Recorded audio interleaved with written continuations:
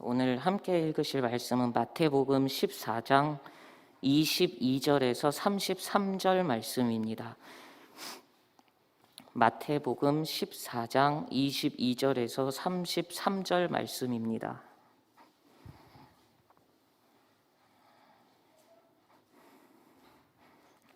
우리 다 찾으셨으면 다 같이 한 목소리로 합독하시면 좋겠습니다. 시작. 예수께서 즉시 제자들을 재촉하사 자기가 무리를 보내는 동안에 배를 타고 앞서 건너편으로 가게 하시고 무리를 보내신 후에 기도하러 따로 산에 올라가시니라. 저물매 거기 혼자 계시더니 배가 이미 육지에서 수리를 떠나서 바람이 거스름으로 물결로 말미암아 고난을 당하더라.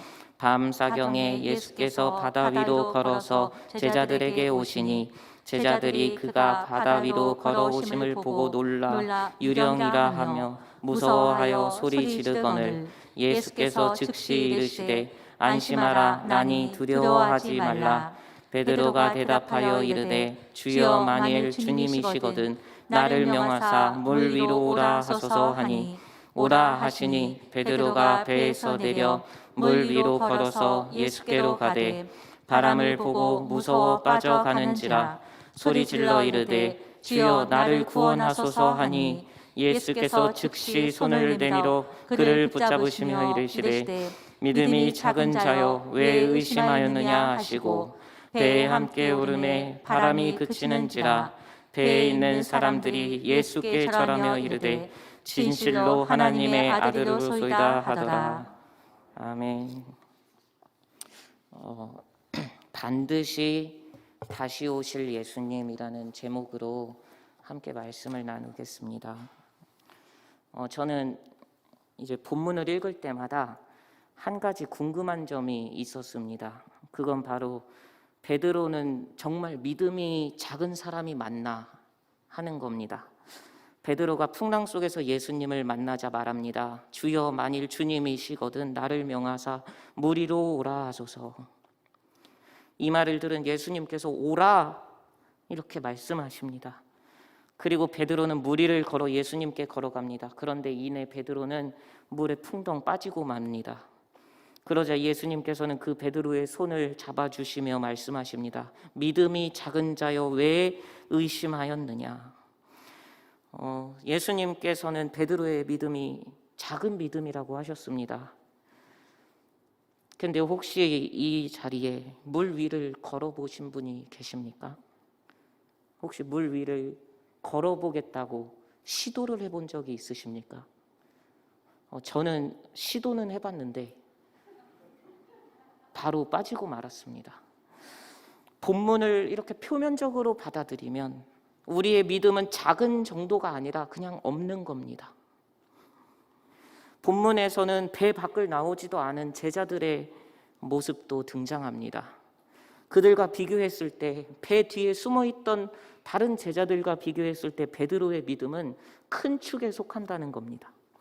예수님께서는 이 사건을 통해 말씀하시고자 하는 바가 있었습니다. 그건 바로 믿음과 의심은 함께 있다는 겁니다. 믿음과 의심은 서로 반대되는 말입니다. 그런데 우리 마음속을 살펴보면 믿음과 의심이 정말 함께 있는 것을 보게 됩니다. 내가 아무리 믿음이 있다 해도 오랜 고난과 두려움 가운데 있으면 쉽게 의심합니다. 그리고 그때 마귀가 틈을 타고 공격합니다. 예수님께서는 후에 제자들을 통해 주님이 머리 되시는 교회를 세우십니다. 그런데 제자들이 교회 공동체를 이룰 때 유대교와 로마로부터 큰 박해가 있을 것을 아셨습니다. 끝이 보이지 않는 그 고난으로 믿음이 약해지면 그때 마귀는 하나님의 교회와 예수님의 제자들을 삼킬 거라는 겁니다. 그래서 예수님께서는 본문 상황을 통해 제자들에게 이렇게 말씀하시는 겁니다.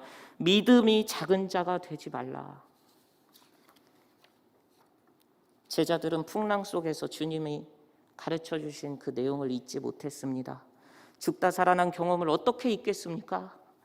제자들은 예수님께서 하늘로 승천하신 후에 교회에 어려움이 있을 때마다 이날의 경험을 상기했을 겁니다.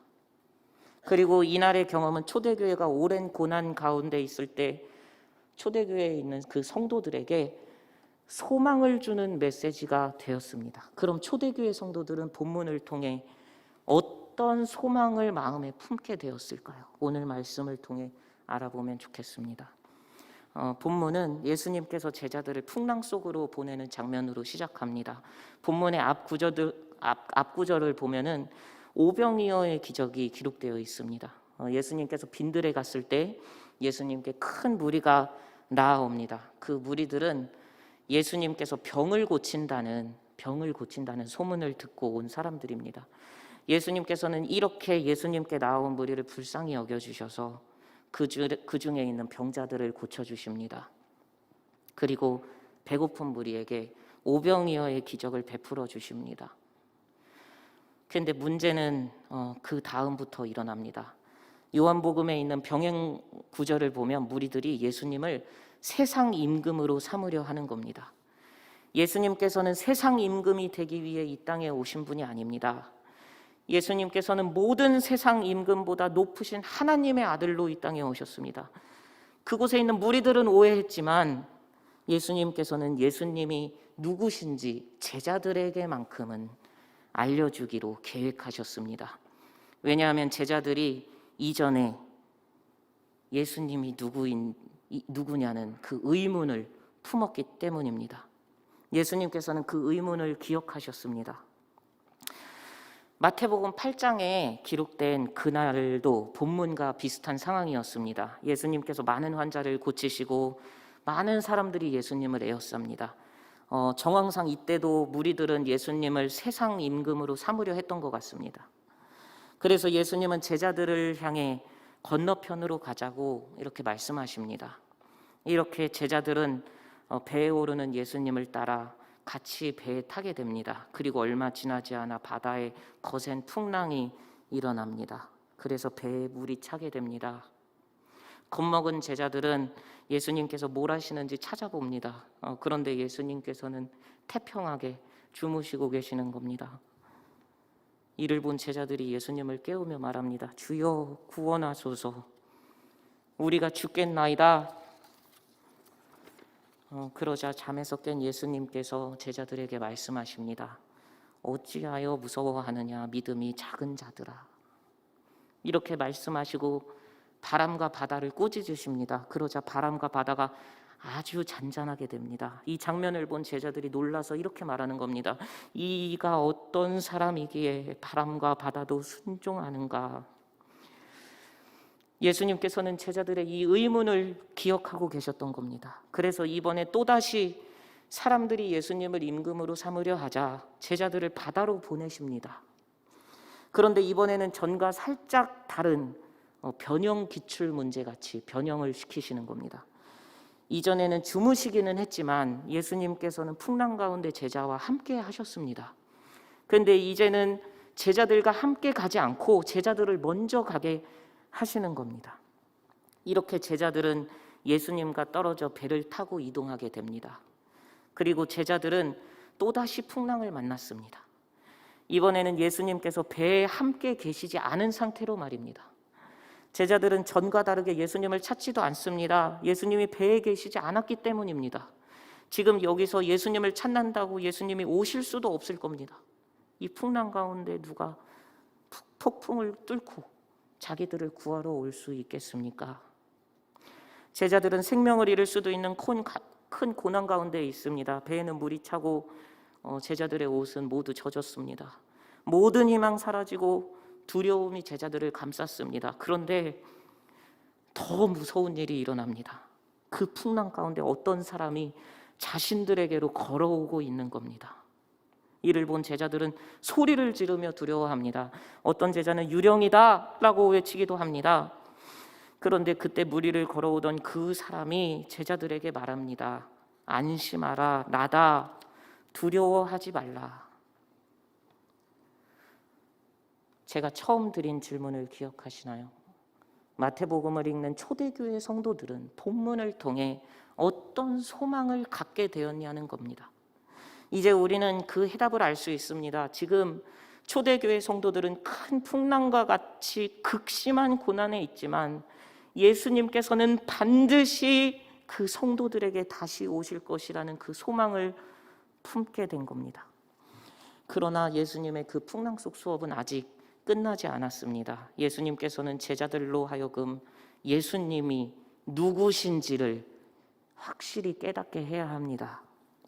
예수님께서 물 위를 걸어오는 사람이 그 자신임을 밝히시자 베드로가 예수님께 말합니다. 주여, 만일 주님이시거든 나를 명하사 물 위로 오라 하소서.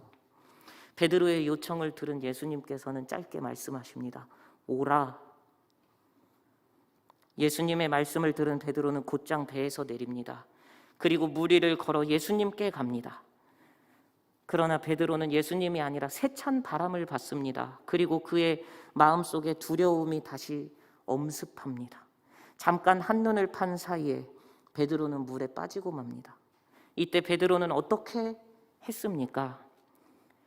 바람을 보고 무서워 빠져가는지라 소리질러 이르되 주여 나를 구원하소서 하니. 베드로는 예수님께 구원해달라고 소리를 지릅니다. 베드로의 소리를 들은 예수님께서는 즉시 손을 내밀어 그를 붙잡아 주십니다. 그리고 말씀하십니다. 믿음이 작은 자여 왜 의심하였느냐. 이렇게 꾸짖으신 예수님께서는 베드로의 손을 잡고 함께 배 위에 오르십니다. 그러자 바람과 파도가 잔잔해집니다. 이를 본 제자들은 예수님께 절을 하며 말합니다. 진실로 하나님의 아들이로소이다. 이제 제자들은 깨달았습니다. 이가 어떤 사람이기에 바람과 바다도 순종하는가? 자기들이 한 질문에 대한 답을 깨달은 겁니다. 예수님은 하나님의 아들이시기 때문에 바람과 바다도 순종했다는 겁니다. 제자들의 고백같이 예수님께서는 하나님의 아들입니다. 그 예수님께서는 우리를 죄에서 구원하시고자 육신을 입고 이 땅에 오신 하나님이십니다. 예수님께서는 십자가에 못 박혀 죽으시고 다시 사셨고 하늘로 오르셨습니다. 그리고 예수님께서는 반드시 다시 오실 것입니다. 죄인인 우리는 이 사실을 믿기만 하면 구원을 받습니다. 우리가 예수님을 하나님으로 고백할 수 있는 건 다 주님의 은혜입니다. 많은 무리들은 예수님을 오해하여 자기들의 이익을 챙겨줄 메시아로 왕으로 모시려 했습니다. 그러나 예수님께서는 제자들에게 예수님은 하나님의 아들임을 깨닫도록 인도하시는 겁니다. 그리고 이 땅에 남겨진 주님의 교회는 이 사실을 모르는 무리들에게 전해야 하는 사명을 받았습니다. 이 사명을 받은 성도는 풍랑 가운데서 복음을 가지고 사는 성도입니다. 그렇다면 지금 우리에게 가장 큰 풍랑은 무엇일까요? 지금 우리 성도에게 가장 큰 풍랑은 외부적인 것보다 우리 마음속에 있는 것 같습니다. 교만, 탐욕, 음행, 어리석음, 사악함, 시기, 속임수, 적개심, 불순종, 분쟁, 진노, 이런 수많은 죄악들이 풍랑이 되어 우리 성도들을 삼키려 합니다. 우리의 죄가 복음 전하는 그 사명을 방해하는 겁니다. 이런 것들이 우리를 삼키려 할 때 그럼 우리는 어떻게 해야 할까요? 짧게 제가 3가지를 말씀드리겠습니다. 우리 죄가 풍랑처럼 우리를 덮칠 때 우리가 취해야 할 행동, 첫 번째는 주님의 얼굴을 봐야 한다는 겁니다. 베드로는 바람을 보고 무서워 빠졌습니다. 그러나 예수님께서는 풍랑과 우리 죄보다 더 크신 분입니다. 우리는 바람이 아니라 어떤 문제보다 크신 예수님의 얼굴을 바라봐야 합니다. 그때 예수님께서는 우리에게 은혜를 베풀어 주십니다. 그리고 2번째는 주님께 부르짖어야 합니다. 베드로는 물에 빠지자 예수님께 구원해 달라고 소리쳤습니다. 성도의 소리를 주님은 결단코 외면하지 않으십니다. 마지막 3번째로 주님의 꾸짖음을 들어야 합니다.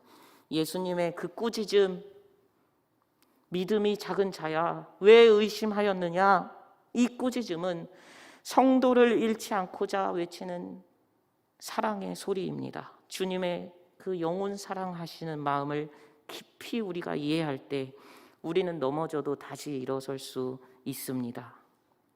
이렇게 이와 같이 예수님의 얼굴을 보고 구원해 달라고 외치고 주님의 꾸짖음을 들은 베드로는 후에 어떻게 되었을까요? 16장에 마태복음 16장에서 예수님께서는 제자들에게 너희는 나를 누구라 하느냐 이렇게 질문하십니다. 그러자 베드로가 먼저 대답합니다. 주는 그리스도시요 살아계신 하나님의 아들이시니이다. 베드로는 풍랑 속에서 예수님께 드렸던 그 고백을 다시 예수님께 하고 있는 겁니다. 베드로의 고백을 들으신 예수님께서는 베드로에게 말씀하십니다. 바요나 시몬아 네가 복이 있도다. 이를 네게 알게 한 이는 혈육이 아니오 하늘에 계신 내 아버지시니라. 또 내가 네게 이르노니 너는 베드로라. 내가 이 반석 위에 내 교회를 세우리니 음부의 권세가 이기지 못하리라.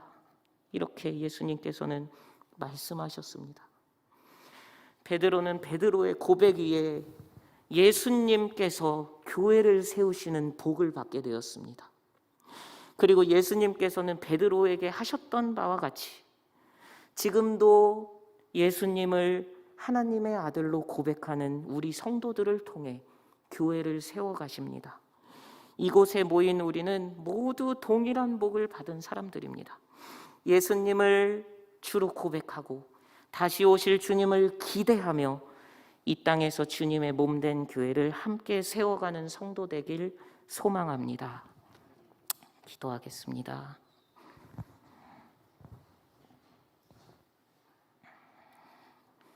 주님, 우리와 함께 하셔서 우리 마음속에 있는 모든 죄악의 풍랑을 잠재워 주소서.